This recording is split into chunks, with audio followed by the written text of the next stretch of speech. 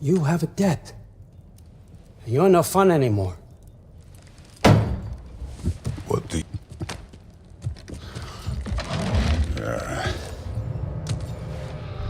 About time.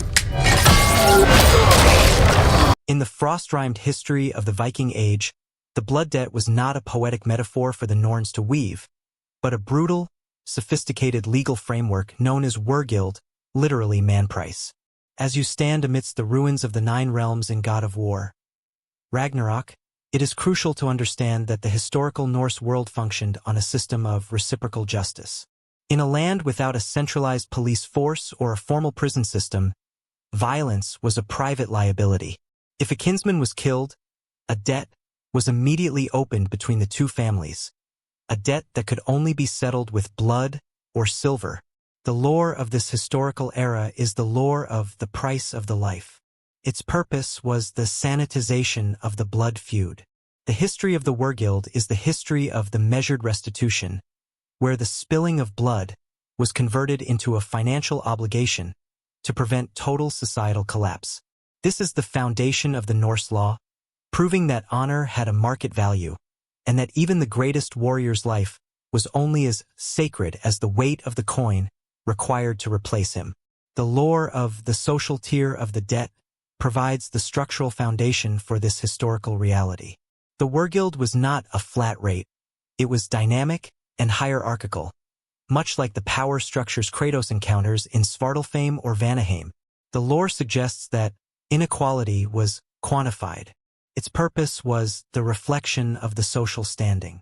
A free man, bondi, carried a standard price, while a noble, jarl, or a member of a king's retinue was worth exponentially more. Conversely, a thrall, slave, had no wergild.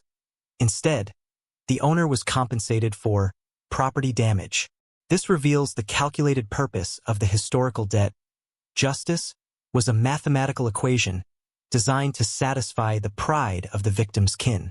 The rise of the man price was the beginning of the economic peace, proving that silver was the only thing heavy enough to stop a sword from swinging in an endless cycle of revenge. The physical environment of the Althing and the Thingsites provides insight into the judicial theater of the fall. These were open-air assemblies where blood debts were publicly audited by the lawspeaker. The lore of the lawspeaker's verdict explains that its purpose was the collective enforcement of the obligation. If a killer could not pay the blood debt, they were declared an outlaw, dollar, literally a man of the forest. This meant the debt was transferred from silver back to blood, and anyone, even a stranger, could kill them without incurring a new debt. This reveals the binary purpose of the Norse law. You paid the coin, or you lost your humanity. This was the era of the legal shadow.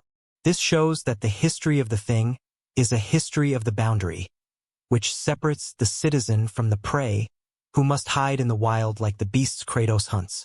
The relationship between the kin group and the collective liability represents the biological banking of the debt within the historical reality. In the Norse world, a blood debt was not just individual, it was tribal. The lore suggests that the family is a single organism. Its purpose was the mutual insurance of the survival. If a cousin committed a murder, the entire clan was liable for the wergild. This reveals the pressure cooker purpose of the social code. The family was forced to police its own members to avoid the financial ruin of an unpaid blood debt. This was the era of the shared burden. Just as Atreus carries the weight of his father's past, the history of the kinship is the history of the chain, where the actions of the one determine the fate of the whole. Furthermore, the lore of the Ning and the loss of honor represents the spiritual bankruptcy of the unpaid debt. To refuse a lawful settlement or to kill someone in a shameful way, like in their sleep or behind their back, created a debt that could not be paid. The lore suggests that cowardice vitiates the contract. Its purpose was the moral branding of the defective. This reveals the reputational purpose of the historical fall. A man without honor was a man without credit. In the Viking world, wealth was temporary, but shame was eternal. This was the era of the carved insult. This shows that the history of the honor is a history of the ledger, which records the integrity of the warrior in the memory of the community long after the meat has rotted from their bones. The relationship between the blood oath and the sacred ring represents the ritualized sealing of the debt within the fall. To agree to a wergild was a holy act, often involving the sacrifice of a bull. The lore suggests that the gods are the notaries of the agreement. Its purpose was the divine verification of the mortal word.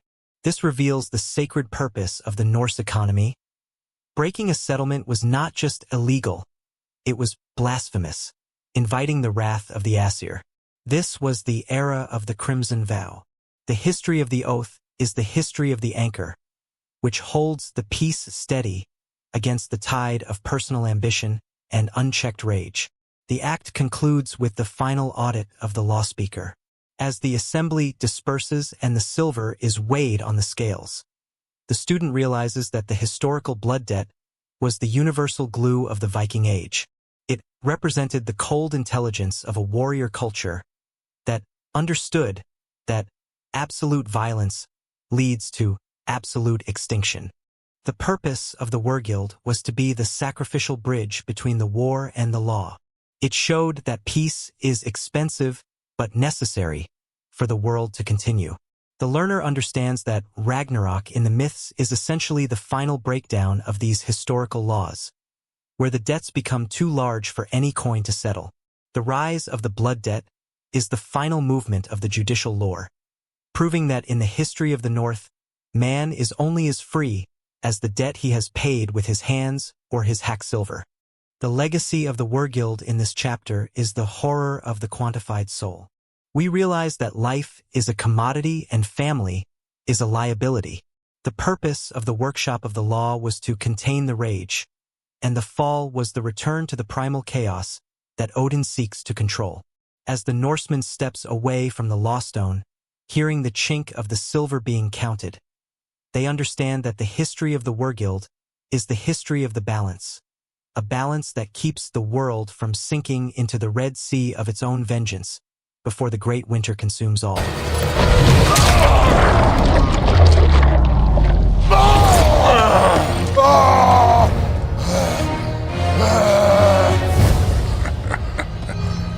There he is.